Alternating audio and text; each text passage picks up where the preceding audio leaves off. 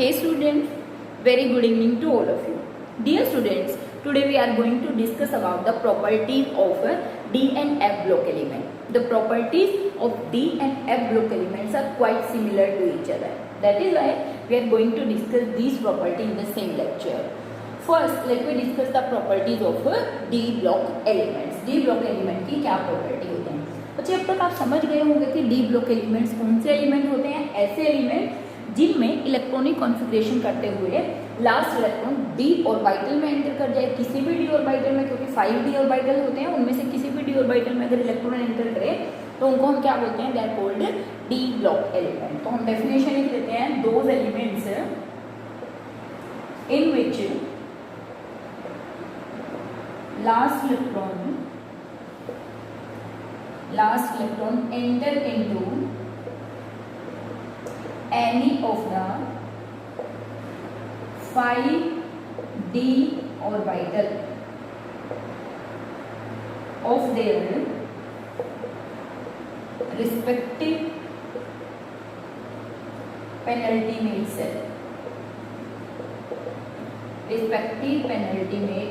shell. यहाँ तक लिख सकते हैं कि if the last electron enter into the d orbital, any of the 5d orbital में जब इलेक्ट्रॉन एंटर करता है तो उसको हम बोलते हैं. देखिए बच्चे, पेनल्टीमेट शेल का मीनिंग क्या होता है? पेनल्टीमेट का मतलब होता है लास्ट से पहले वाली जो शेल होती है, ठीक है ना. जो वैलेंस शेल होती है ना, वैलेंस शेल में जो सबसे लास्ट वाली उससे पहले वाली, जैसे फॉर एग्जाम्पल अगर मैं बात करूँ general electronic configuration of n-1 d 1 to 10 ns2, जहाँ पे ये n क्या है बच्चे? ये 4 to 7 कुछ भी हो सकती है. मीन्स यहाँ पर अगर ये n 4 है तो ये क्या होगी? 3d, ठीक है. अगर ये 5 है n तो ये क्या होगी? 4d. अगर ये 6 है तो ये क्या होगी? 5d. अगर ये 7 है तो ये क्या होगी? 6d and so on. इसका मतलब पेनल्टी में का मीनिंग क्या हुआ? ये जो हमारी वैलेंस शेल होती है, इस वैलेंस शेल का ये वाली लास्ट शेल से पहले वाली शेल में क्या करते हैं? इलेक्ट्रॉन एंटर करते हैं. इसको क्या बोलते हैं? Penultimate shell. और इससे जो पहले वाली शेल होती है उसको बोलते हैं एंटी पेनल्टीमेट शेल. तो यहाँ पे इलेक्ट्रॉन किस में एंटर करता है? पेनल्टीमेट शेल में एंटर करता है. डी से फिलिंग स्टार्ट होती है 1 2 3 एंड 10 इलेक्ट्रॉन, क्योंकि हमारे पास क्या है? डी के अंदर 5 ऑर्बिटल होते हैं. टोटल एक ऑर्बिटल में 2 इलेक्ट्रॉन एकोमोडेट हो सकते हैं. तो टोटल हमारे पास अगर हम बात करें 10 ग्रुप होते हैं डी ग्रुप के अंदर, ठीक है ना. 2 ग्रुप होते हैं इसके अंदर अल्काली मेटल के, मतलब एस ब्लॉक के. 6 होते हैं किसके? हमारे पी ब्लॉक के. और 10 ग्रुप्स होते हैं किसके? डी ब्लॉक एलिमेंट के. और जो एफ है वो इनके भी अंदर ही इंक्लूड होते हैं. और जो डी ब्लॉक एलिमेंट है बच्चे, इनको they are also called transition elements. They are also called transition elements. Why they are called transition element? अगर ऐसा क्वेश्चन आ जाए, क्योंकि बच्चे यहाँ पर देखिए पहले एस होता है, फिर यहाँ पे डी, और यहाँ पे क्या होता है? प्रॉपर पी होता है.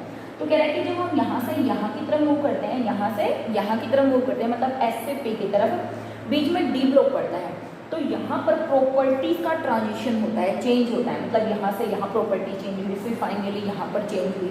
तो एस से पी में जाने पर डी ब्लॉक बीच में आने के कारण प्रॉपर्टीज का क्या होता है? ट्रांजिशन होता है. That is why these elements are known as transition elements. Change बोल सकते हैं, ठीक है ना. These are called transition element. F block element को इनर ट्रांजिशन बोलते हैं, ठीक है. जनरल इलेक्ट्रॉनिक कॉन्फ़िगरेशन की बात करें, अब हमें मालूम है कि डी में बेसिकली 4 हम बोल सकते हैं पीरियड्स होते हैं, लेकिन उन 4 पीरियड्स में से 3 हम पढ़ते हैं जिनको हम क्या बोलते हैं? Transition series. First transition series mean जो डी ब्लॉक है वो 4 सीरीज में डिवाइड है. फर्स्ट ट्रांजिशन सीरीज जो कि कहाँ से कहाँ तक है? स्कैंडियम टू जिंक, जिसका इलेक्ट्रॉनिक कॉन्फ़िगरेशन भी हम कर चुके हैं. सेकेंड ट्रांजिशन सीरीज जो कि क्या है? Yttrium to cadmium. And third transition series जो कि कहाँ से है? लैंथेनम टू मरकरी, ठीक है. और जो फोर्थ ट्रांजिशन सीरीज है वो अभी एक्चुअली में कंप्लीट नहीं है, मतलब लास्ट वाले एलिमेंट्स नहीं मालूम, तो इसीलिए हम फोर्थ ट्रांजिशन सीरीज के बारे में कुछ डिटेल में स्टडी नहीं पढ़ते हैं. अभी भी नहीं पढ़ते, अभी तो बीएससी में भी नहीं पढ़ते. लेटर ऑन जब इनकी प्रॉपर्टीज कंप्लीटली डिस्क्राइब हो जाएंगी उसके बाद हम इनको पढ़ना शुरू करेंगे. तो बेसिकली हमारे पास क्या है? There are 4 transition series. इसकी अगर हम बात करें, यहाँ पर किसकी फिलिंग शुरू होती है? 3D की फिलिंग शुरू होती है. यहाँ पर 4D की फिलिंग शुरू होती है, यहाँ पर 5D की फिलिंग होती है और नेक्स्ट में 6D की फिलिंग होती है। इसका अगर आप जनरल इलेक्ट्रॉनिक कॉन्फ़िगरेशन लिखेंगे बच्चे, ये हो जाएगा हमारा यहाँ पे 3D 1 to 10 4s2, यहाँ पे आगे नोबल गैसेज वगैरह आएंगी। इसकी बात करेंगे तो 4D 1 to 10 5s2, इसकी बात करेंगे तो 5D 1 to 10 6s2 and so on. इस तरीके से क्या होगी हमारा n-1D यानी कि डी शेल की फिलिंग हो, इसलिए हम इनको क्या बोलते हैं ट्रांजिशन एलिमेंट, और ये जो सीरीज है इनको क्या बोल देते हैं ट्रांजिशन सीरीज। ठीक है, now let me talk about the properties of the element. In elements की क्या प्रॉपर्टीज होती हैं? देखिए बहुत सारी प्रॉपर्टीज तो हम जो भी थी मोस्ट प्रोबेबली हम डिस्कस कर चुके हैं। यहाँ पर हम बात करने वाले हैं कि ये क्या होते हैं, इनके जितने भी, क्योंकि मोस्ट सभी क्या होते हैं मेटल्स है ना, दे आर मेटल्स। सब ट्रांजिशन सीरीज के जो एलिमेंट्स होते हैं वो क्या होते हैं मेटल्स। हार्ड होते हैं, मेलेबल होते हैं, डक्टाइल होते हैं, good conductor of heat and electric current होते हैं। Good conductor of heat and electric current. But जो प्रॉपर्टीज आप 9th क्लास में पढ़ते आ रहे हो मेटल्स के लिए बिल्कुल वही है। मेल्टिंग बॉइलिंग पॉइंट हाई होते हैं, they have high melting point and boiling point, क्योंकि हार्ड है, कम्पैक्ट स्ट्रक्चर होता है और उस कम्पैक्ट स्ट्रक्चर के कारण इनके मेल्टिंग और बॉइलिंग पॉइंट क्या होते हैं काफ़ी ज़्यादा हाई कंसीडर किए जाते हैं। Let me talk about ionization enthalpy. इनकी जो आयनाइजेशन एंथैल्पी है समझ गए होंगे। तो आयनाइजेशन एंथैल्पी का मीनिंग क्या है, जो एनर्जी चाहिए क्या करने के लिए, इलेक्ट्रॉन को रिमूव करने के लिए। तो in between S and P block element means S block element से ज़्यादा और P ब्लॉक एलिमेंट से कम, इनकी जो आयनाइजेशन एंथैल्पी होती है वो in between S and P block element mean S वालों से तो ज़्यादा क्योंकि साइज छोटा है S वालों से, और P वालों से कम क्योंकि P वालों से साइज इनका क्या होता है बड़ा होता है। तो in between the S and P block element ionization enthalpy amount of energy required to remove the most loosely bounded electron from an isolated gaseous atom is called ionization enthalpy. ठीक है, मुझे अगर हम बात करें जो इम्पोर्टेंट प्रॉपर्टी है, they form coloured complexes. They form coloured complexes या कंपाउंड्स बोल सकते हो। मीन्स डी ब्लॉक के जितने भी कंपाउंड हैं वो मोस्ट प्रोबेबली कलर्ड कंपाउंड बनाते हैं, और इसका जो रीज़न होता है किसके कारण, it is due to transition, due to D transition, D transition. अब देखिए बच्चे ये बात आपके लिए इम्पोर्टेंट भी है, वैसे तो हम इसको कोऑर्डिनेशन कंपाउंड्स में पढ़ते हैं कि डी ट्रांजिशन क्या होता है, लेकिन मैं थोड़ा सा यहाँ पे कोशिश करती हूँ कि आपको समझ में आए। हमने कहा ये क्या करते हैं, they form mostly coloured complexes, coloured compound की फॉर्मेशन करते हैं। और अगर किसी भी क्वेश्चन में ये आता है ना कि ये कंपाउंड कलर्ड कंपाउंड है क्यों, तो उसका रीज़न होता है बेटा हमेशा, अगर वो डी ब्लॉक से रिलेट करता है तो उसका रीज़न होता है डी ट्रांजिशन के कारण ये कलर शो करते हैं। देखिए डी ट्रांजिशन कैसे है, थोड़ा सा बहुत ज़्यादा डिप में नहीं घुसूंगी, ठीक है। ये हमारे होते हैं D X Y, D Y Z, D X Z, D X square minus Y square and D Z square. ठीक है, ये जो कोऑर्डिनेशन और डी ब्लॉक एलिमेंट जो कॉम्प्लेक्स बनाते हैं, कंपाउंड बनाते हैं, वो हम कोऑर्डिनेशन कंपाउंड बोलते हैं, कोऑर्डिनेशन कंपाउंड्स। ठीक है, अब कोऑर्डिनेशन कंपाउंड वैसे एग्जांपल लेके फटाफट बताती हूँ मैं। ऐसे मेटल यहाँ पर लिगेंड्स होते हैं, यानी कि ऐसे एक हम क्या लगाते हैं स्क्वायर ब्रैकेट, ये सेंट्रल मेटल एटम है और इसको सराउंड करने वाले एटम्स हैं, ये जो सराउंडिंग एटम है उनको लिगेंड्स बोलते हैं। ज़्यादा कंफ्यूज होने की जरूरत नहीं है, छोड़ दीजिए, नहीं समझ में आ रहा यहाँ पर आ जाइए। देखिए हमने कहा ये जो डी है 5D, ये होते हैं डीजेनरेट। क्या होते हैं, डीजेनरेट। कब तक डीजेनरेट होते हैं, जब मेटल अकेला होता है तब तक। लेकिन जैसे ही इस मेटल को सराउंड करना शुरू करते हैं, मतलब कौन, लिगेंड से सराउंड करना शुरू करते हैं, यानी कि क्या बनना शुरू होता है, कोऑर्डिनेशन कंपाउंड बनना शुरू होता है, तो ये जो डी ऑर्बिटल होता है बेटा इसकी डीजेनरेसी टूट जाती है, मतलब इसकी ये जो सेम एनर्जी है ना वो टूट जाती है। कैसे, ये हो जाते हैं 3 नीचे चले जाते हैं और 2 ऊपर चले जाते हैं। वैसे ऐसा हमेशा नहीं होता, इसको T2G और इसको EG बोलते हैं। ठीक है, ये बहुत डीप स्टडी का टॉपिक है, पूरा एक चैप्टर है कोऑर्डिनेशन कंपाउंड का, उसमें आप पढ़ते हैं मैं जस्ट आपको ये डी ट्रांजिशन समझाने की कोशिश कर रही हूँ। उसके लिए आपके लिए इतना काफ़ी है कि ये जो डी होते हैं, डी जनरेट होते हैं, दे हैव सेम एनर्जी, लेकिन जैसे ही कॉम्प्लेक्स बनना शुरू होता है, कोऑर्डिनेशन कॉम्प्लेक्स बनना शुरू होता है, जब लिगेंड्स इसकी तरफ आना शुरू करते हैं, अप्रोच करना शुरू करते हैं किसकी तरफ, सेंट्रल मेटल एटम की तरफ, तो उस कंडीशन में इस सेंट्रल मेटल एटम की इस डी ऑर्बिटल की डी जनरेसी टूट जाती है, मतलब इनकी एनर्जी सेम नहीं रहती है। T2G 3 की एनर्जी घट जाती है, इसकी dx/dy/dxz, और 2 की एनर्जी बढ़ जाती है dx² - y² और dz²। ठीक है, तो ये कम एनर्जी है, ये ज़्यादा एनर्जी है। अब अगर इलेक्ट्रॉन मान लिया मेरे पास कोई डी स्पीसीज है, यानी कि ऐसी स्पीसीज जिसमें डी में 3 इलेक्ट्रॉन है, तो ये क्या करेगा, अगर इसने कोई इलेक्ट्रॉन एनर्जी एब्जॉर्ब कर ली तो इसका इलेक्ट्रॉन यहाँ से यहाँ जंप कर जाएगा, और जब इलेक्ट्रॉन यहाँ से यहाँ जंप करेगा यानी कि इस डी से इस डी के अंदर, तो जब और ये वापस आएगा तो जो ये रेडिएशन एमिट करेगा वो विजिबल रेंज में लाई करेगी। जैसे कि हम पढ़ते हैं कि ग्राउंड स्टेट से जब इलेक्ट्रॉन एक्साइटेड स्टेट में जाता है और वापस आता है तो जो ये रेडिएशन होती है वो विजिबल रेंज में लाई करती है, इसके कारण कलर शो होता है। ठीक है ना, यहाँ पर भी यही कंसेप्ट है, इस डी से इस डी में चला जाता है। लेकिन ये मैं कह रही हूँ कि मैंने पूरा नहीं बताया है और पूरा आप समझ भी नहीं पाएंगे, मैं यहाँ पर बता भी नहीं पाऊँगी। कुछ नहीं समझ में आया तो इतना जरूरी याद रखिएगा कि इनका जो कलर होता है वो डी ट्रांजिशन के कारण होता है, एक डी से दूसरे डी में इलेक्ट्रॉन जंप कर जाते हैं। ऐसा भी होता है कि 2 नीचे आते हैं, 3 ऊपर चले जाते हैं, बट वो डी में नहीं जाएंगे। ठीक है, तो डी ट्रांजिशन के कारण क्या करते हैं, कोऑर्डिनेशन कॉम्प्लेक्स बनते हैं, जो वो क्या होते हैं, कलर कॉम्प्लेक्स होते हैं। तो जो डी ब्लॉक एलिमेंट हैं वो हार्ड मेलेबल डक्टाइल मेटल की तरह बिहेव करते हैं और कलर कॉम्प्लेक्स बनाते हैं। और जो most of the D block element are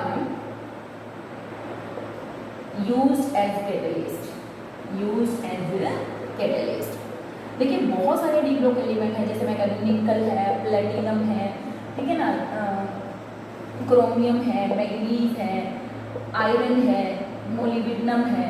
बेटा ये बहुत सारे एलिमेंट ऐसे हैं जो एज आ कैटलिस्ट यूज़ होते हैं। 10th क्लास में भी आप पढ़ के आते थे, हाइड्रोजनेशन रिएक्शन है उसमें निकल यूज़ करते हो। सिमिलरली हेबल प्रोसेस है, अमोनिया का सिंथेसिस करते हो तो आयरन और मोलिब्डेनम यूज़ करते हो, कैटलिस्ट एज को कैटलिस्ट। मीन्स बहुत सारी केमिकल रिएक्शंस में ये क्या यूज़ किए जाते हैं, एज आ कैटलिस्ट यूज़ किए जाते हैं। तो these are some of the important properties of these element, कि जो डी ब्लॉक एलिमेंट होते हैं वो कैटलिस्ट की तरह। ऐसे कुछ ले क्यों यूज होते हैं, because they provide surface for the reactant to occur, for the reactant to settle down on it. देखिए कैटलिस्ट कैसे काम करते हैं, सरफेस प्रोवाइड करते हैं, रिएक्टेंट को अपनी सरफेस पर सेटल डाउन करते हैं, जिसके कारण रिएक्टेंट एक दूसरे के साथ कंबाइन हो सकते हैं इजीली और क्या कर सकते हैं, रिएक्शन कर सकते हैं। अदरवाइज इतना याद रखिएगा, बहुत है। ठीक है, कलर कॉम्प्लेक्स बनाते हैं और डी ब्लॉक एलिमेंट जो होते हैं वो कैटलिस्ट की तरह यूज किए जाते हैं। क्यों, क्योंकि ये सरफेस प्रोवाइड करते हैं। ठीक है, now let me move on the properties of F block element. F block elements, देखिए बच्चे एफ ब्लॉक एलिमेंट फिर से डेफिनेशन हमें मालूम है कि if the last electron enter into the electron enter into the F orbital या anti penetrate shell of any of the 7 F orbital is called F block element. ठीक है ना, those elements in which last electron enter into any of 7 f orbital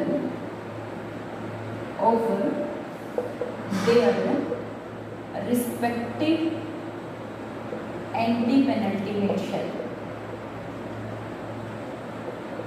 anti-penetrate shell. ठीक है, किसी भी 7 orbital में से, किसी भी 7 एफ ऑर्बिटल में से क्या करें, अगर इलेक्ट्रॉन एंटर कर जाए तो उसको हम क्या बोलते हैं, that is called F block element. इनको एफ ब्लॉक एलिमेंट बोला जाता है। ठीक है, अब हम बात करें, यहाँ पर हमारे पास जो एप्लोक एलिमेंट होते हैं वो एक जिसमें 4f की फिलिंग होती है, एक वो जिसमें 5f की फिलिंग होती है। एक में 4f बनता है और एक में 5f। जनरल इलेक्ट्रॉनिक कॉन्फ़िगरेशन यहाँ पर लिख देती हूँ, जनरल इलेक्ट्रॉनिक कॉन्फ़िगरेशन। तो बच्चे इनका जो जनरल इलेक्ट्रॉनिक कॉन्फ़िगरेशन होता है वो n-2 f 1 to 40 n-1 d 0 to 2 and n+2। जहाँ पर ये जो n है, देखिए हमने कहा 4f की फिलिंग होती है, तो ये से क्या होगा 5 to 7, कुछ भी हो सकता है। इसका मतलब अगर ये 5s है तो ये क्या होगा 4d, और ये क्या होगा दैट इज 5 4 3 6 2 7 6 और 7। देखिए अगर ये 6 है तो ये 5d और ये क्या होगा 4f, है ना। अगर ये 7 है तो ये क्या होगा 6d और ये क्या होगा 7 है 6, ये क्या होगा 5f। मीन एक में 5f की फिलिंग होती है और एक में किसकी 4f की फिलिंग होती है। जिसमें 4f की फिलिंग होती है उसको हम बोलते हैं एक्टेनॉइड, लेंथेनॉइड्स, ठीक है। और जिसमें 5f की फिलिंग होती है उसको हम बोलते हैं एक्टेनॉइड्स,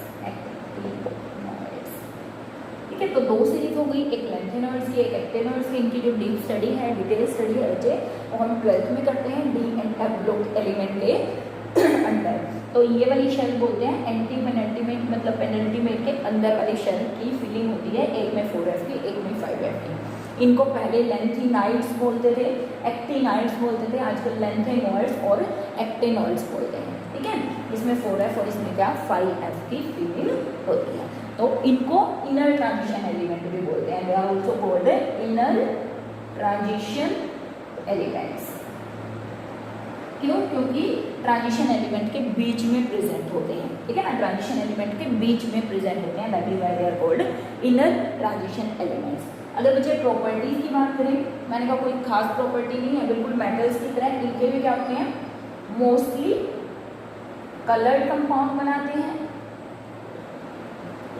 ठीक है।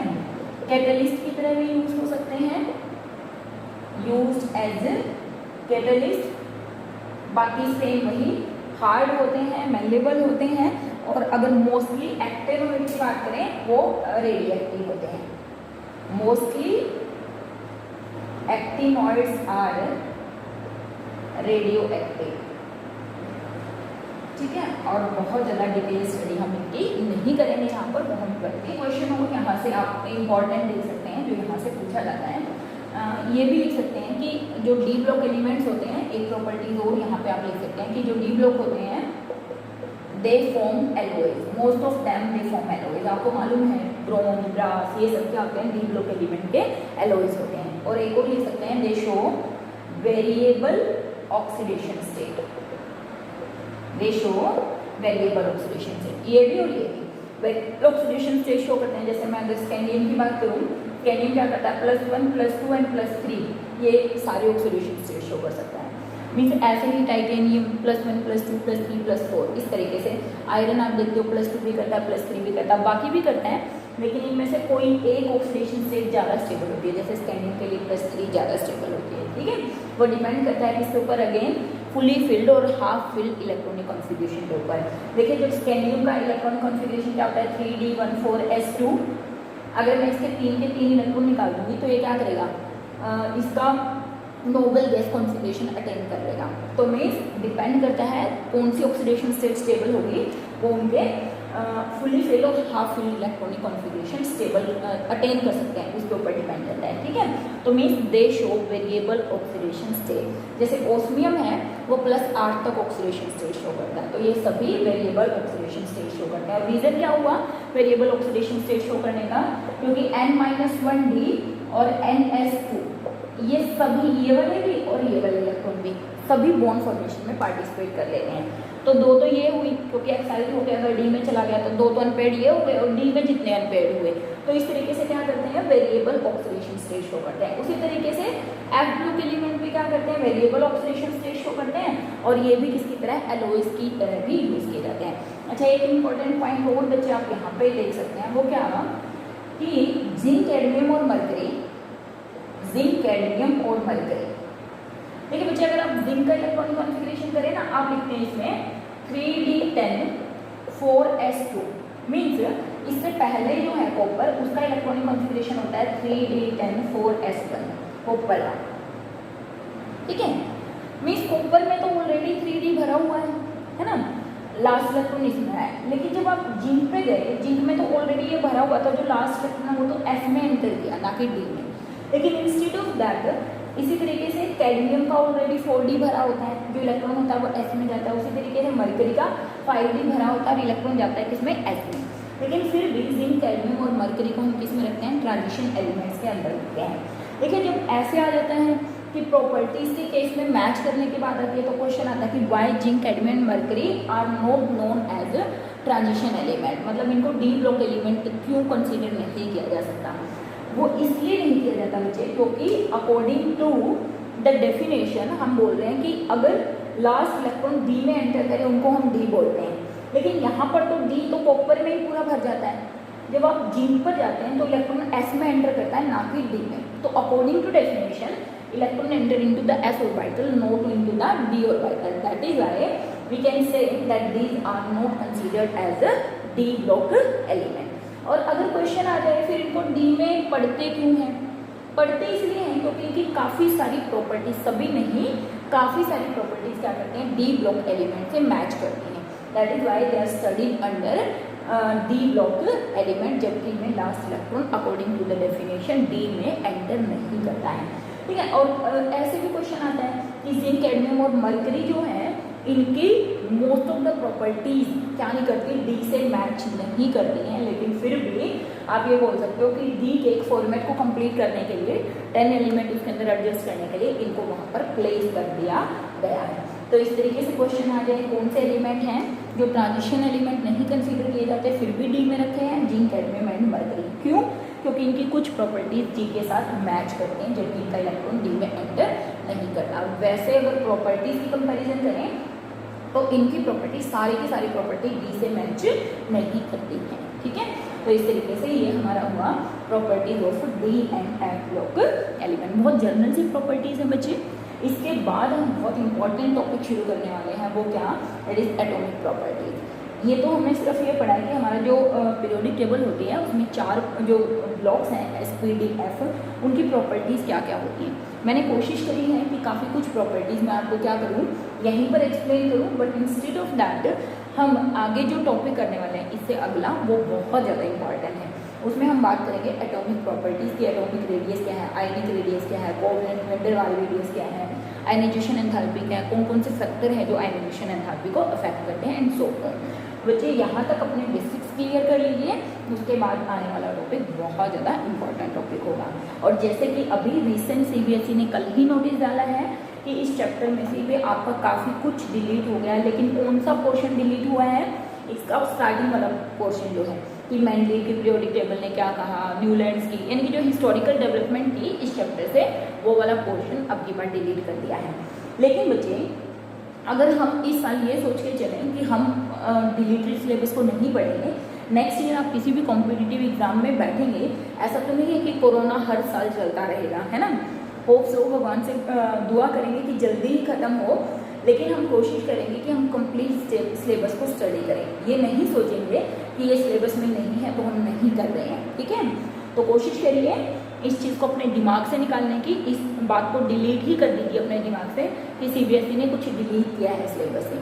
तो बच्चों मिलेंगे नेक्स्ट लेक्चर के अंदर, तब तक हैव अ नाइस डे बच्चों।